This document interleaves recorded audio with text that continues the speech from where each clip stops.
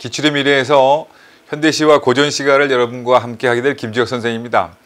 저는 현대시하고 고전시가를 생각하면 우리 학생들의 속마음이 이런 마음이 제일 많지 않을까 생각합니다. 현대시는 뭐 짧게 해도 되는 걸 왜 이렇게 길게 그냥 간단하게 얘기하면 될 거 가지고 왜 이렇게 복잡하게 했지. 거기다가 고전시가는 아유 뭐 한자까지 막 섞여 있어 가지고 어떻게 하지 이렇게 생각할 가능성이 많아요.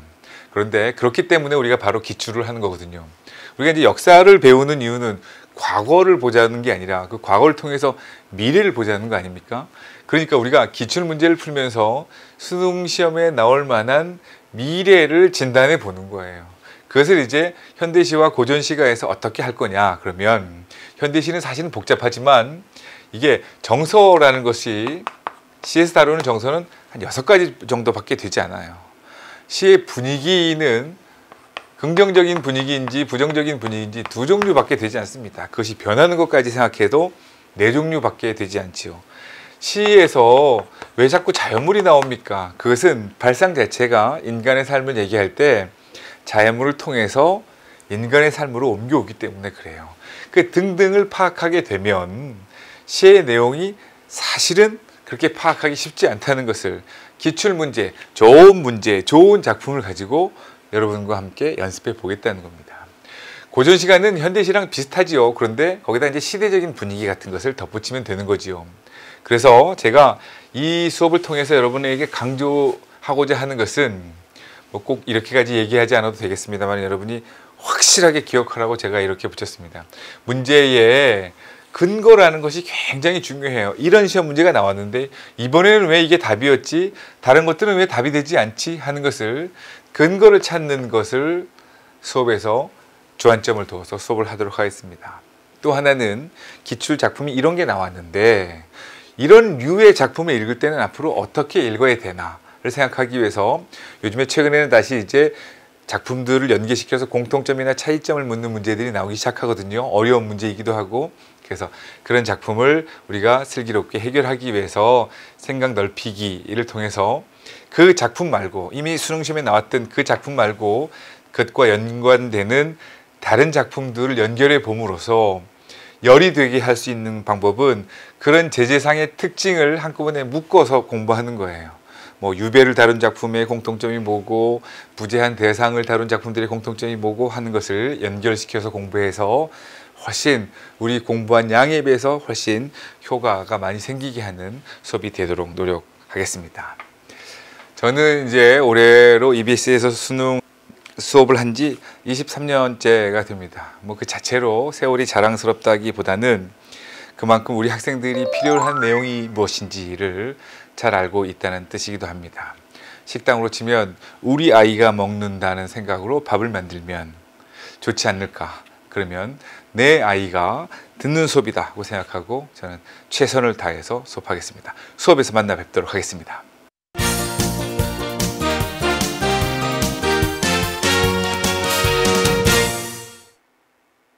안녕하세요. 기출의 미래 문학편에서 소설을 담당하고 있는 조효준입니다. 선생님은 이렇게 시작해 보려고 해요.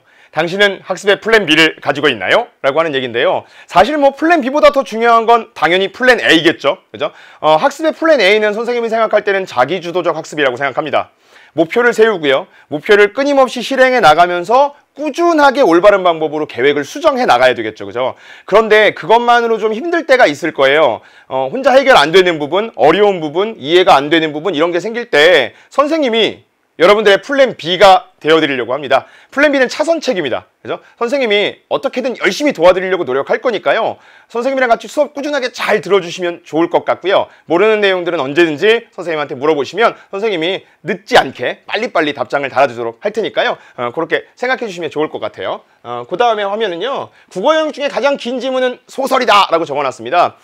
독서가 상당히 많이 길어졌죠. 근데 가장 긴 건 소설이에요. 그죠? 소설이 또 힘든 건 중간중간에 들어가 있는 독서 영역 때문인 거죠. 독서 영역을 해결하면서 멘탈에 붕괴가 오고 힘들어지고 막 어렵고 막 시간도 막 촉박하고 막 이래요. 그러고 나서 시험지를 딱 넘겼는데 길이가 무려 복합지문으로 구성되면 막 3페이지까지 갑니다.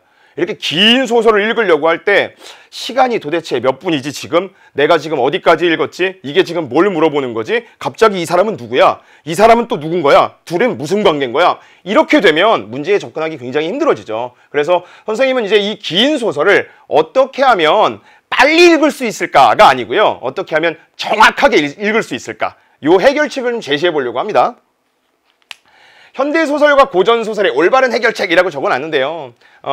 어떻게 하면 올바른 해결책을 좀 만나볼 수 있을까라고 하는 건 수업에서 공개할 거니까 수업 시간을 통해서 좀 들어주시면 좋을 것 같고, 가볍게 말씀드리자면 뭐 현대소설이면 인물사건 배경이 중요한 거죠. 그죠? 그러니까 장면별로 나눠서 인물사건 배경 찾으면 되고요. 고전소설에서 가장 많이 물어보는 건 뭘까라고 하는 것들 좀 알고 계셔야겠죠. 등장인물의 이름이 자꾸 바뀐다는 것도 확인하셔야 되고요. 그죠?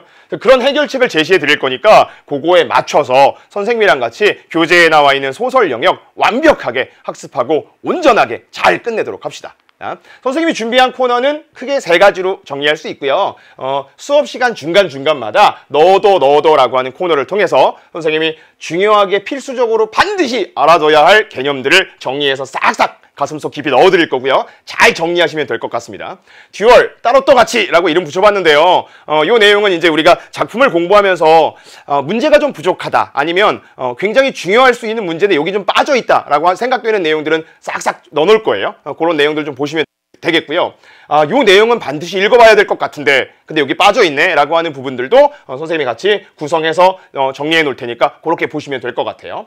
그리고 이제 널 위한 거야 라고 만들어 놓은 코너는요, 선생님이 생활하면서 여기저기서 주변에서 들으면서 좋은 이야기들, 굉장히 가볍게 볼 수 있는 만화나 애니메이션 속에 나오는 대사의 한 구절들인데요, 생각보다는 가슴을 확 울리기도 하고 꽉 찌르기도 하더라고요. 그죠? 그래서 거기다가 선생님이 한마디씩 좀 덧붙여서 선생님은 이렇게 생각한다, 그러니까 우리 열심히 같이 좀 따라오자 라고 하는 것들로 정리를 해볼 거예요. 선생님이 수업 시간마다 힘차게 구호를 하나씩 외칠 건데요, 구호 내용은 선생님 이름으로 삼행시 짓듯 만들어 본 이런 구호입니다. 조금 더 효과적인 국어 준비라고 하는데요. 당신들의 국어 준비를 조금 더 효과적으로 도와줄 수 있는 선생님이 되도록 하겠습니다. 그러면 선생님이랑 같이 수업을 통해서 알찬 시간 만들어 가보도록 합시다. 안녕!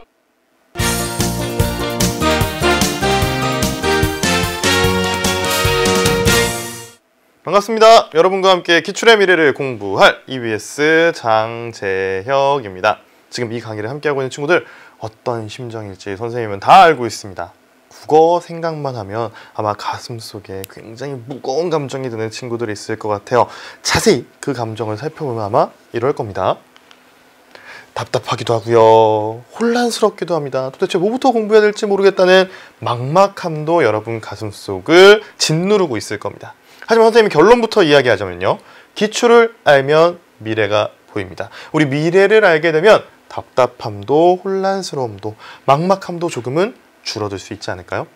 이렇게 이야기하면 많은 친구들이 이야기합니다. 선생님, 기출문제 푸는 거 당연한데 갑자기 왜 기출문제 저렇게 강조하시나요? 기출문제 열심히 풀어도 수능 국어는 어려워요 라고 이야기하는 친구들, 자, 선생님이 수능 국어가 왜 어려운지 알려줄게요. 수능 국어는 이 2가지 때문에 어렵다고 선생님은 생각합니다. 바로 새로운 것에 대한 두려움, 새로운 걸 만나면 늘 힘들어요. 자, 그리고 내가 제대로 준비하지 못한 부분이 시험에 출제되면 굉장히 두렵습니다.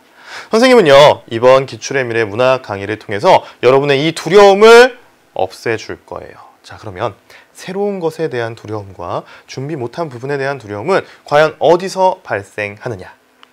문학에서. 갈래복합 새롭죠. 언제든 새로운 유형이 나올 수 있는 갈래복합 세트.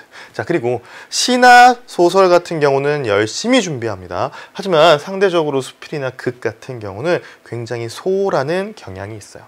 이런 경향들 선생님이 이번 강의를 통해서 함께 하나하나 해결해 주겠다는 겁니다. 여러분이 가지고 있는 문제점, 여러분이 가지고 있는 고민들, 갈래복합과 수필, 극만큼은 선생님이 절대 빠지는 부분 없이 해결해 주도록 하겠습니다. 자, 물론 우리가 함께하는 수업 시간이 80분입니다. 이거 절대 짧은 시간 아니에요. 굉장히 길고요. 집중력도 중간중간 몇 번씩은 떨어질 겁니다. 그런 친구들을 위해서 선생님이 굉장히 많은 고민을 해가지고 준비한 코너들이 있어요. 바로 이겁니다.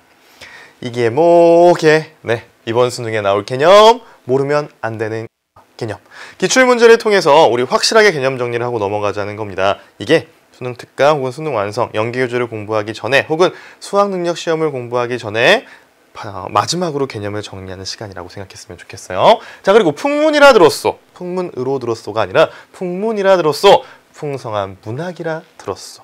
여러분의 배경 지식을 조금 더 넓혀주는 문학과 관련된 좋은 정보들을 제공하는 시간 준비했고요. 오늘의 날씨, 날 일깨워주는 시 한 구절입니다. 힘이 되는 이야기 준비해 줄게요. 그리고 오마이 문학, 오늘을 마무리하는 이 문학.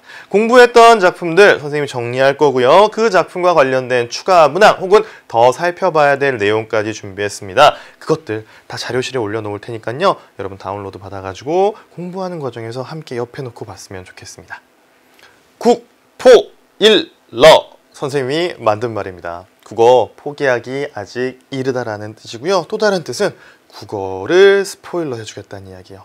여러분이 대학 수학능력시험에서 만나게 될 여러 가지 국어 개념들 이 강좌를 통해서 선생님 모두 전달해 주겠다라는 겁니다. 그러니까 선생님을 믿으면 되고요. 마음속에는 국어 포기하기 아직 이르다라고 하는 믿음을 여러분이 가졌으면 좋겠습니다.